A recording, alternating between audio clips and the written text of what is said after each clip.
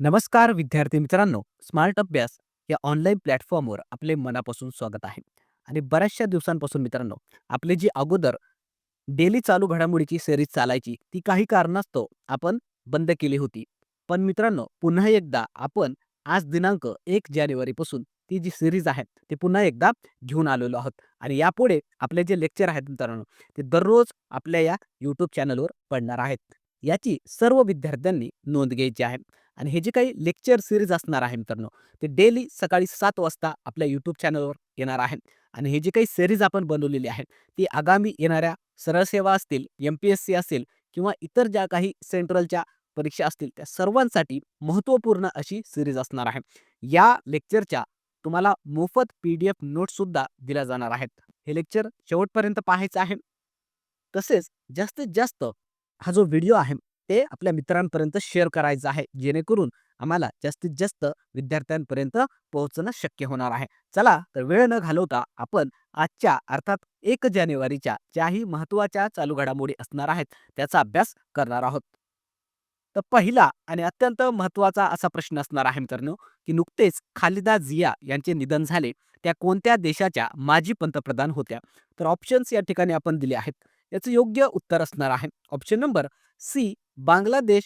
हे जे काही आपलं शेजारी देश आहे, त्याच्या या माजी पंतप्रधान होत्या मित्रांनो, आणि नुकतंच यांचं निधन झालेलं आहे. तर त्यांच्याविषयी काही महत्त्वाचे मुद्दे सुद्धा आपल्याला बघणं गरजेचं आहे आपल्या परीक्षेच्या दृष्टीने. तर या ज्या काही खालिदा जिया आहेत, त्या बांगलादेशच्या पहिल्या महिला पंतप्रधान होत्या मित्रांनो. तसेच त्या बांगलादेशच्या 3दा पंतप्रधान राहिल्या आहेत. 1991 ते 96 पहिल्यांदा, 2001 ते 6 दुसऱ्यांदा, आणि मध्यंतरी 1996 ला सुद्धा अतिशय कमी कालावधीसाठी सुद्धा त्या पंतप्रधान राहिल्या आहेत. असं एकूण 3 वेळेस त्या बांगलादेशच्या पंतप्रधान राहिल्या आहेत. आणि ह्या बांगलादेशच्या पहिल्या महिला पंतप्रधान असल्यामुळे आपल्याला यावर परीक्षेमध्ये प्रश्न विचारला जाऊ शकतो. म्हणून यांचं नाव लक्षात ठेवायचं आहे. त्यासोबतच यांची पार्टी कोणती होती? तर बांगलादेश नॅशनलिस्ट पार्टी हे सुद्धा नाव लक्षात ठेवायचं आहे. आणि नुकतंच यांचं 80व्या वर्षी निधन झालेलं आहे मित्रांनो. त्यासोबतच अजून एक व्यक्तिमत्व आहे बांगलादेशचं, शेख हसीना. यांच्याविषयी सुद्धा आपल्याला लक्षात ठेवायचं आहे, कारण हे सुद्धा खूप जास्त चर्चेमध्ये आहे सध्या नाव. तर या बांगलादेशच्या सर्वाधिक काळ पंतप्रधान राहिलेल्या आहेत मित्रांनो. आणि नुकतंच त्यांना मृत्यूदंडाची शिक्षाही सुनावण्यात आल्यामुळे ते सध्या भारतामध्ये वास्तव्याला आहे मित्रांनो. आणि याचाच खूप मोठ्या प्रमाणामध्ये विरोध प्रदर्शन त्या देशामध्ये भारताविरुद्ध पाहायला मिळत आहेत. म्हणून हे दोन्ही नावं आपल्याला लक्षात ठेवायची आहेत. त्यासोबतच बांगलादेशचा विषय आलेला आहे. तर त्याविषयी लक्षात ठेवा, या देशाची स्थापना झाली होती 1971 ला. जे अगोदरचं पूर्व पाकिस्तान आहे त्यामधून झालेली आहे मित्रांनो. याची राजधानी आहे ढाका. आणि यांचे राष्ट्रपिता आहेत शेख मुजीबुर रहमान, ज्यांना बंगबंधू म्हणून ओळखलं जातं, ज्यांनी बांगलादेश स्वातंत्र्य लढ्याचं नेतृत्व सुद्धा केलेलं होतं. या काही करंटच्या बातम्या आणि स्टॅटिक जे काही गोष्टी आहेत या ठिकाणी आपण कव्हर केल्या आहेत, ज्या की आपल्या परीक्षेसाठी अत्यंत महत्त्वाच्या आहेत. त्यानंतर पुढचा प्रश्न असणार आहे, की BWF ॲथलीट्स कमिशनच्या अध्यक्षपदी कोणाची नियुक्ती करण्यात आली आहे? ऑप्शन्स या ठिकाणी आपण दिले आहेत. याचं योग्य उत्तर असेल option number A, P-V Sindhu यांना नुकतंच या BWF ॲथलीट्स कमिशनच्या अध्यक्षपदी नियुक्त करण्यात आलेलं आहे. ही सुद्धा अत्यंत महत्त्वाची घडामोड आहे मित्रांनो नियुक्ती संदर्भामधली. तर त्याविषयी काही महत्त्वाचे मुद्दे लक्षात ठेवा. जी काही पी-व्ही सिंधू आहे, भारताची बॅडमिंटनपटू, यांना नुकतंच या BWF अर्थात बॅडमिंटन वर्ल्ड फेडरेशन जे आहे त्याच्या ॲथलीट्स कमिशनच्या अध्यक्षपदी नियुक्त करण्यात आलेलं आहे. आणि अशा प्रकारे एखाद्या भारतीयाची एखाद्या आंतरराष्ट्रीय पदावर जर नियुक्ती होत असेल, तर आपल्याला ते लक्षात ठेवणं गरजेचं असतं. कारण अशा प्रकारच्या नियुक्त्यांवर आपल्या परीक्षांमध्ये प्रश्न हे विचारले जातात. यांचं कार्यकाळ लक्षात ठेवायचा आहे, 4 वर्षांसाठी असेल, 2026 ते 2029 या दरम्यान. आणि या कमिशनच्या उपाध्यक्ष कोण आहेत? तर नेदरलँड या देशाच्या डेबोरा झिल या उपाध्यक्ष आहेत. यांचं सुद्धा नाव लक्षात ठेवायचं आहे. त्यासोबतच पी-व्ही सिंधू जे आहेत त्यांच्याविषयी काही महत्त्वाचे मुद्दे लक्षात ठेवा. यांनी भारतासाठी 2 पदकं जिंकलेले आहेत मित्रांनो. तर 2016च्या रिओ ऑलिम्पिकमध्ये रौप्य पदक असेल, 2020च्या टोकियो ऑलिम्पिकमध्ये कांस्य पदक भारतासाठी जिंकलेलं आहे. त्यासोबतच त्यांना काही पुरस्कारांनी सुद्धा सन्मानित करण्यात आलेलं आहे. तर त्या पुरस्कारांची नावं लक्षात ठेवा. 2020 साली पद्मभूषण देण्यात आलेलं आहे. 2015 साली पद्मश्री, 2016 साली मेजर ध्यानचंद खेलरत्न पुरस्कार आणि 2013 साली अर्जुन पुरस्काराने त्यांना सन्मानित करण्यात आलेलं आहे. याविषयीची काही महत्त्वपूर्ण ही माहिती होती, जी आपल्याला लक्षात ठेवायची आहे. त्यानंतर पुढचा प्रश्न असेल, की नुकतेच कोणत्या भारतीय क्रिकेटपटूला प्रधानमंत्री राष्ट्रीय बाल पुरस्कार देण्यात आलेला आहे? ऑप्शन्स या ठिकाणी देण्यात आले आहेत. याचं योग्य उत्तर असणार आहे ऑप्शन नंबर बी, वैभव सूर्यवंशी. हा जो काही भारतीय क्रिकेटपटू आहे, त्याला नुकताच प्रधानमंत्री राष्ट्रीय बाल पुरस्कार देण्यात आलेला आहे. त्याविषयी काही महत्त्वाचे मुद्दे लक्षात ठेवा. तर हे जे काही प्रधानमंत्री राष्ट्रीय बाल पुरस्कार आहे 2025चा, त्याचं आयोजन नवी दिल्ली या ठिकाणी करण्यात आलेलं होतं आणि जे काही पुरस्कार आहे मित्रांनो, ते भारताच्या राष्ट्रपतींच्या हस्ते देण्यात आलेला आहे. यामध्ये देशभरातील एकूण 20 असामान्य मुलं जे असतात किंवा एक्स्ट्रा ऑर्डिनरी काहीतरी कामगिरी ज्या मुलांनी केलेली असते, त्यांची या पुरस्कारासाठी निवड ही करण्यात आलेली होती. या पुरस्काराचं स्वरूप काय होतं, तर ₹1,00,000 पदक आणि प्रमाणपत्र. त्यासोबतच काही प्रमुख विजेते आपल्याला लक्षात ठेवायचे आहेत. जसं की पहिला आहे वैभव सूर्यवंशी, जो की बिहारचा आहे मित्रांनो. याचं क्रीडा क्षेत्रामध्ये निवड करण्यात आलेली आहे. अवघं वय आहे त्याचं 14 वर्ष. याने IPLमध्ये सर्वात तरुण खेळाडू असल्याचा सुद्धा विक्रम केलेला आहे. तसेच लिस्ट ए मधील जे क्रिकेट श्रेणी आहे त्यामध्ये सुद्धा तो सर्वात तरुण शतकवीर आहे मित्रांनो. हे पॉइंट लक्षात ठेवायचे आहेत. त्यासोबतच महाराष्ट्रातील कोणकोणत्या व्यक्तींना किंवा मुलांना हा पुरस्कार देण्यात आलेला आहे. नुकताच तर अर्णव महर्षी, जे की छत्रपती संभाजीनगरचा आहे मित्रांनो.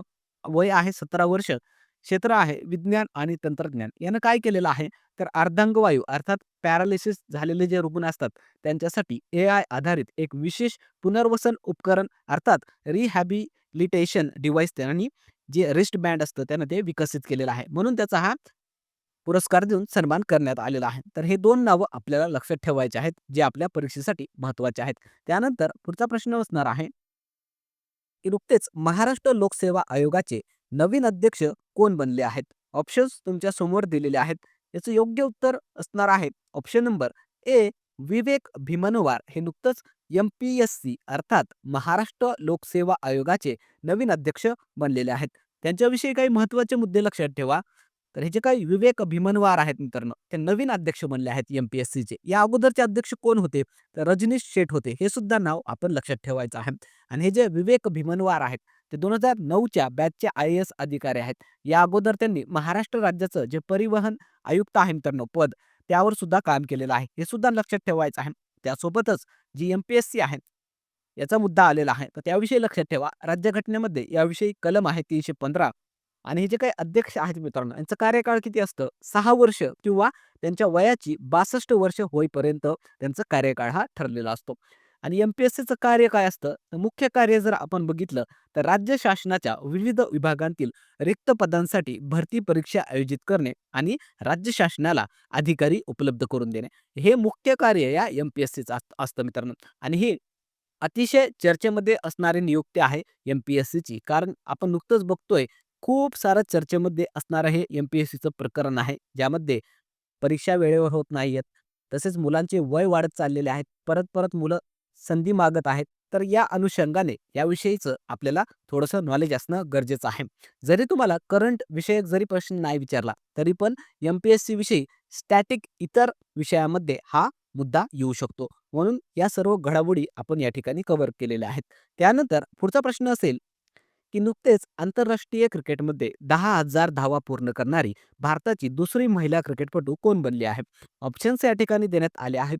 याचं योग्य उत्तर असेल ऑप्शन नंबर डी, स्मृती बंधना. हे नुकतंच आंतरराष्ट्रीय क्रिकेटमध्ये 10,000 धावा पूर्ण करणारी भारताची दुसरी महिला क्रिकेटपटू बनलेली आहेत. तर हा सुद्धा क्रीडा घडामोडीशी संबंधित महत्त्वाचा असा हा मुद्दा आहे मित्रांनो. तर ते लक्षात ठेवायचं आहे. याविषयी काही पॉइंट्स आपल्याला बघायचे आहेत. ही जी स्मृती मंधाना आहे, ती भारतीय महिला फलंदाज आहेत. नुकतंच तिनं आंतरराष्ट्रीय क्रिकेटमध्ये श्रीलंकेविरुद्ध T20 सामन्यामध्ये 10,000 धावांचा टप्पा पार केलेला आहे आणि असं करणारी ती दुसरी भारतीय महिला खेळाडू ठरलेली आहे किंवा क्रिकेटपटू ठरलेली आहे. या अगोदर हा कारनामा भारताची क्रिकेटपटू मिताली राज याने करून दाखवलेला आहे. हे सुद्धा नाव लक्षात ठेवायचं आहे. त्यासोबतच स्मृती मंधनाचा 2025 मधील अजून एक रेकॉर्ड आहे मित्रांनो, ते सुद्धा लक्षात ठेवा. तर एका कॅलेंडर वर्षामध्ये सर्वाधिक 1703 पेक्षाही जास्त धावा करण्याचा विक्रम हिने केलेला आहे. हे सुद्धा एक तिचा विश्व विक्रम आहे मित्रांनो. हे सुद्धा आपल्याला लक्षात ठेवणं गरजेचं आहे. त्यानंतर पुढचा प्रश्न बघण्या अगोदर व्हिडिओ जर तुम्हाला खरंच तुमच्या परीक्षेसाठी महत्त्वाचा वाटत असेल, क्वालिटी वाटत असेल, तर नक्की याला लाईक करायचं आहे. तसेच जास्तीत जास्त मित्रांपर्यंत शेअर करायचं आहे मित्रांनो. आणि या ठिकाणी स्क्रीनवर तुम्हाला टेलिग्राम आयडी दिसत असेल, त्यावर जाऊन तुम्ही या लेक्चरच्या मोफत नोट्ससुद्धा तुमच्याजवळ डाउनलोड करून ठेवू शकता. वाटलं तर तुम्ही प्रिंटसुद्धा त्याच्या घेऊ शकता. चला मग पुढचा प्रश्न आपण या ठिकाणी बघणार आहोत. तर भारतातील पहिले पी-पी-पी अर्थात पब्लिक प्रायव्हेट पार्टनरशिप आधारित मेडिकल कॉलेज कोठे उभारले जाणार आहे? ऑप्शन्स या ठिकाणी आपण दिले आहेत. याचं योग्य उत्तर असेल option number C, Madhya Pradesh या राज्यामध्ये अशा प्रकारचं हे पहिलं पी-पी-पी आधारित मेडिकल कॉलेज उभारलं जाणार आहे. त्याविषयी काही महत्त्वाचे मुद्दे लक्षात ठेवा. तर पी-पी-पी म्हणजे काय मित्रांनो? पब्लिक प्रायव्हेट पार्टनरशिप असते. यामध्ये काय असतं, सरकार आणि जी खाजगी कंपनी असते, ते दोघं एकत्रितपणे काम करत असतात पार्टनरशिपवर. तर अशा प्रकारचं हे एक प्रकारचं मॉडेल असतं. हे लक्षात ठेवायचं आहे. आणि हे जे काही मेडिकल कॉलेज उभारलं जाणार आहे, त्याचं ठिकाण आहे मध्य प्रदेश राज्यातील धार आणि बैतूल. हे नावं आपल्याला लक्षात ठेवायचे आहेत. याचं भूमिपूजन नुकतंच केंद्रीय आरोग्य मंत्री जे-पी नड्डा आणि मध्य प्रदेशचे मुख्यमंत्री मोहन यादव यांच्या हस्ते करण्यात आलेला आहे. याचा उद्देश काय आहे?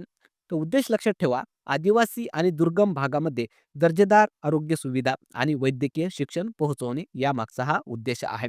त्यानंतर पुढचा प्रश्न असेल, नुकतेच शरदचंद्र पवार कृत्रिम बुद्धिमत्ता अर्थात AI उत्कृष्टता केंद्राचे उद्घाटन कुठे करण्यात आले? ऑप्शन्स या ठिकाणी देण्यात आले आहेत. याचं योग्य उत्तर असेल ऑप्शन नंबर सी, बारामती या ठिकाणी शरदचंद्र पवार कृत्रिम बुद्धिमत्ता उत्कृष्टता केंद्र नुकतंच स्थापन करण्यात आलेलं आहे किंवा सुरू करण्यात आलेलं आहे. त्याविषयी काही महत्त्वाचे मुद्दे लक्षात ठेवा. तर हे जे काही सेंटर आहे मित्रांनो, त्याचं नाव आहे Sharadchandra Pawar centre of excellence in artificial intelligence. हे नाव लक्षात घ्यायचं आहे. त्यासोबतच हे कुठे आहे असं जर विचारलं तर ठिकाण आहे बारामती येथील विद्या प्रतिष्ठान जी संस्था आहे त्याच ठिकाणी हे एक्सलन्स सेंटर उभारण्यात आलेलं आहे मित्रांनो. याचं उद्घाटन नुकतंच जे अडानी ग्रुप आहे त्याचे संस्थापक आहेत किंवा जे मालक आहेत गौतम अदानी यांच्याकडून करण्यात आलेला आहे. आणि याचा उद्देश काय आहे?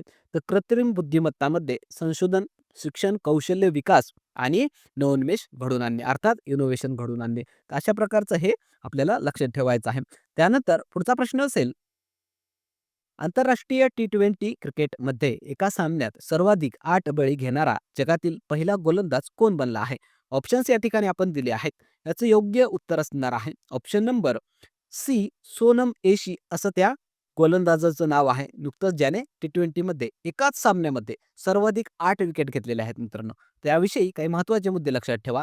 याचं नाव आहे सोनम एशी. हा भूतानचा क्रिकेटपटू आहे किंवा गोलंदाज आहे, ज्याने नुकतंच म्यानमार विरुद्ध एका सामन्यामध्ये ही कामगिरी केलेली आहे. त्याने 4 ओव्हर्समध्ये 8 बळी घेतलेले आहे आणि असं करणारा तो आंतरराष्ट्रीय T20 क्रिकेट इतिहासातला पहिला आणि एकमेव असा पुरुष गोलंदाज ठरलेला आहे. म्हणून हा विश्वविक्रम झाले असल्यामुळे आपल्याला हे नाव, त्याचा देश कोणता आहे ते लक्षात घेणं गरजेचं आहे. त्यानंतर पुढचा मुद्दा असणार आहे किंवा प्रश्न असणार आहे, की नुकतेच इस्रायल देशाने कोणाला देशाचा सर्वोच्च नागरिक सन्मान देण्याची घोषणा केलेली आहे. तर ऑप्शन्स या ठिकाणी आपण दिले आहेत. याचं योग्य उत्तर असणार आहे option number A, Donald Trump, जे की अमेरिकेचे राष्ट्राध्यक्ष आहेत. त्यांना या पुरस्कारासाठी घोषणा करण्यात आलेली आहे. त्याविषयी काही महत्त्वाचे मुद्दे लक्षात घ्या. तर हे जे डोनाल्ड ट्रम्प आहेत मित्रांनो, त्याला आपण लाडाने डोना टाटा सुद्धा म्हणतो, जे की अमेरिकेचे राष्ट्राध्यक्ष आहेत. त्यांना इस्रायलचा सर्वोच्च नागरिक सन्मान देण्यात येणार आहे, अशी घोषणाही करण्यात आलेली आहे. या सन्मानाचं नाव काय आहे? इस्रायल प्राइज फॉर पीस असं त्याचं नाव आहे. याविषयी एक महत्त्वाचा मुद्दा लक्षात ठेवायचा आहे, की इस्रायलच्या 80 वर्षाच्या इतिहासामध्ये पहिल्यांदाच असं होत आहे, की हा पुरस्कार एखाद्या विदेशी व्यक्तीला अर्थात जो इस्रायलचा नागरिक नाही अशा व्यक्तीला दिला जाणार आहे. तर हा मुद्दा महत्त्वाचा आहे मित्रांनो. आणि हे जे काही त्यांना पुरस्कार आहे किंवा सन्मान आहे ते का देण्यात येणार आहे, तर त्याचं कारण लक्षात ठेवायचं आहे. इस्रायल आणि हमासमध्ये जी काही सध्या संघर्ष किंवा युद्ध सुरू होतं, त्यामध्ये त्यांनी एक शांतता करार घडवून आणल्यामुळे त्यांना हा पुरस्कार देण्यात येणार आहे मित्रांनो. तर अशा प्रकारे हे डोनाल्ड ट्रम्प यांच्याविषयी लक्षात ठेवायचं आहे. त्यासोबतच अजून एक मुद्दा ॲड करून घ्या. त्यांना फिफा शांतता पुरस्कार सुद्धा नुकतंच 2025 मध्ये देण्यात आलेला आहे. हा सुद्धा महत्त्वाचा मुद्दा आहे. ते तुम्ही या ठिकाणी ॲड करून घ्यायचा आहे मित्रांनो.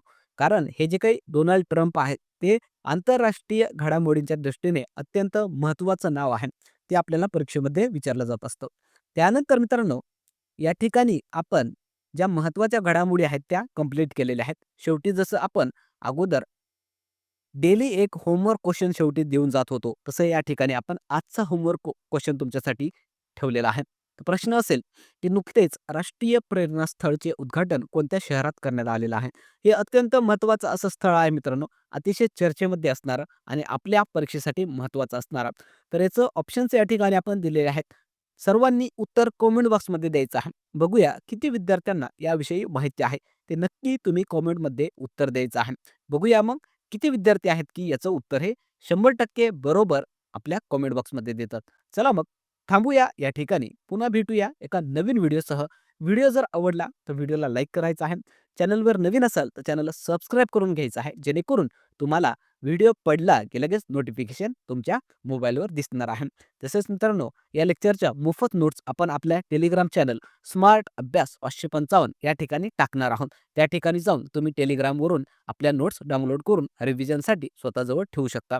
त्यासोबतच आपलं इंस्टाग्राम चॅनल आहे स्मार्ट अभ्यास या नावाने आणि WhatsApp चॅनल सुद्धा आहे स्मार्ट अभ्यास या नावाने. त्याला सुद्धा जॉइन करून घ्या. कारण परीक्षेसाठी अत्यंत महत्त्वाचं असणारं कंटेंट सोप्या पद्धतीत आपण त्या ठिकाणी टाकत असतो. त्याचा सुद्धा तुम्हाला येणाऱ्या परीक्षांमध्ये फायदा होईल. चला मग थांबूया. पुन्हा भेटूया उद्याच्या व्हिडिओमध्ये. तसंच मित्रांनो, न विसरता जास्तीत जास्त विद्यार्थ्यांना हा व्हिडिओ शेअर करायचा आहे. त्यांना सुद्धा याचा फायदा होणार आहे. चला मग थांबूया. धन्यवाद.